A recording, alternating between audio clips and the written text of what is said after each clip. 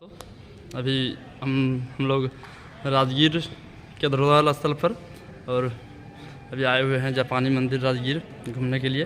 तो आइए आप लोग को यहाँ का कुछ नज़ारा दिखाते हैं।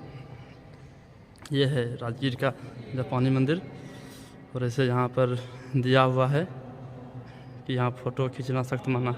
चलिए फिर भी मैं आप लोगों के लिए मैं तो सोचा आप लोग को भी दर्शन करा दूँ।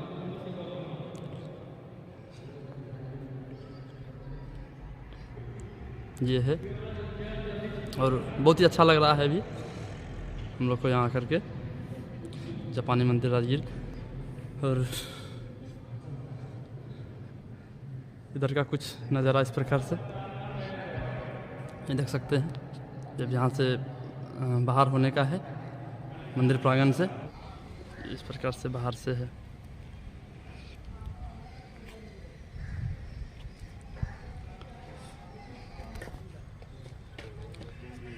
मंदिर का मुख्य द्वार हुआ ये और इधर भैया लोग प्रसादी वगैरह बेच रहे हैं।